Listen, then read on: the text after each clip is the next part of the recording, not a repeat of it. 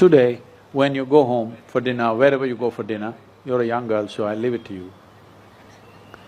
Wherever you go for dinner, don't eat till you're really hungry. Then food comes, wait. You really want to eat right now, just wait for 2 minutes, just look at the food, wait, then slowly eat. When the food goes into you, you will see the entire body responds in a certain way, certain pleasantness spreads through you.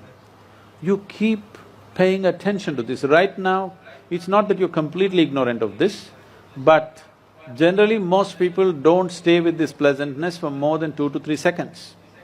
You manage to stay there, let's say 12 to 15 seconds. Within a few days, you will be on the other side of the mirror and you will not ask me this question. You will know what it means to live with the divine. Right now you're living on the wrong side of the mirror, seeing multiple images, a kaleidoscope happening, but you can never see yourself or the nature of your existence. Another reason this is happening across the world today is, as the world or as the fools think they are becoming more and more modern, their food gets older and older and older. Fresh food is for the uncivilized.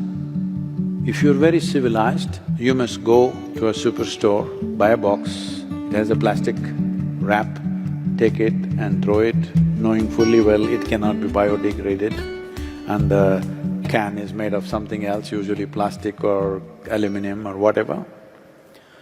From that, if you want, you can heat it in the microwave, which is one more bad thing you're doing, and eat.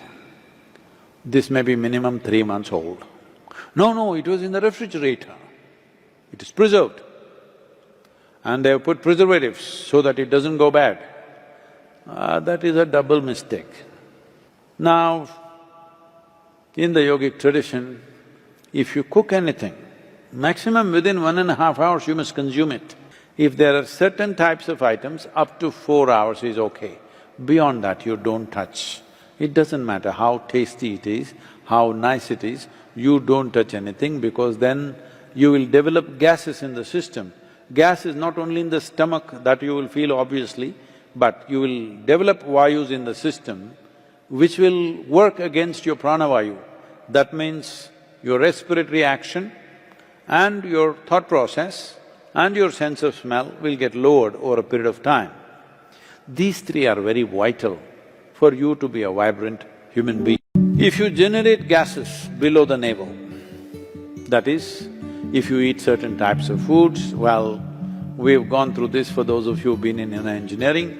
If you eat too much of tuberous material like potatoes and other tuberous substances, you will generate gas which is below the navel.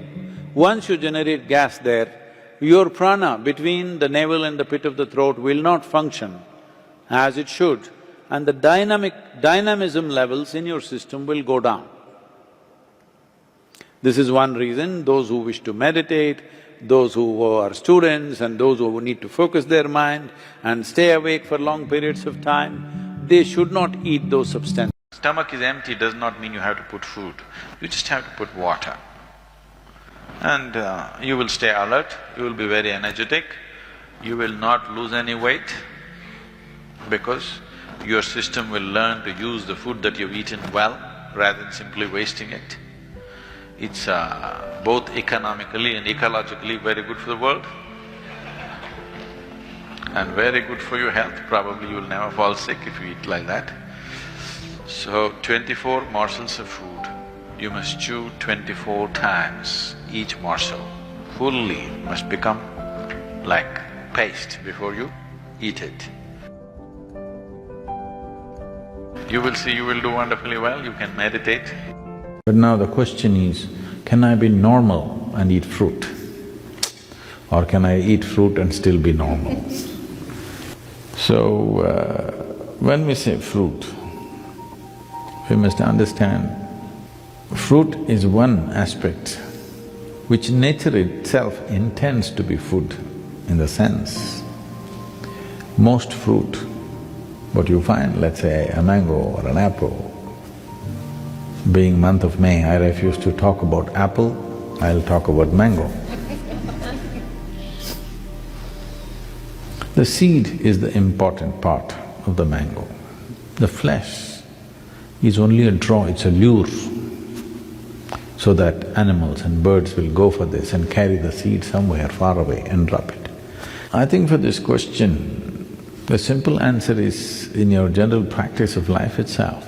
Suppose you are ill in a hospital, let's say, you're in a hospital bed, nobody brings you chicken biryani, isn't it? They'll bring fruits. Because even your friends and relatives understand that, okay, you're eating all that, you got sick, at least now you eat sensibly. That's a message. So fruit can do miraculous things to the body. Sufficient consumption of fruit can do great things to the system. One can become very, very alive and active, no matter what is your lifestyle. If you want this life to perform at its highest level, then everything, just everything, how you sit, how you stand, how you breathe, how you step, purification is needed, otherwise it'll not function like that.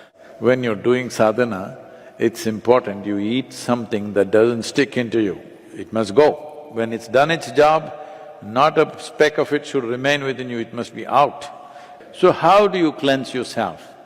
One simple thing is, at least twice a month, one day should go, 24-hour space must go without any ingestion of food, just water.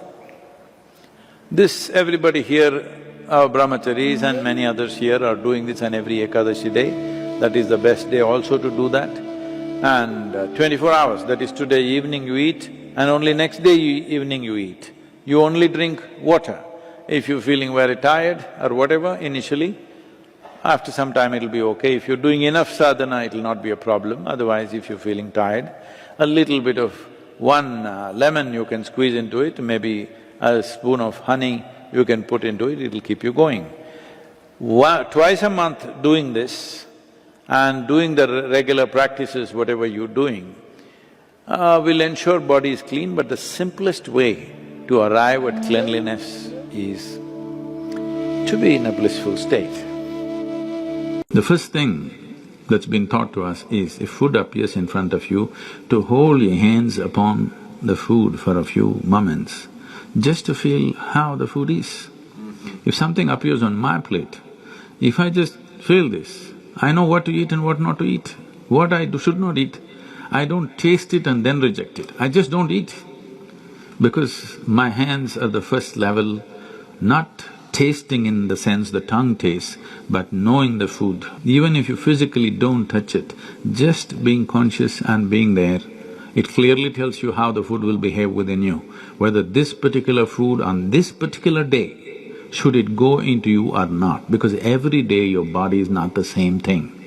Every day, every moment it's different. If you feel the food, you just know whether this food has to go into you on this day or not.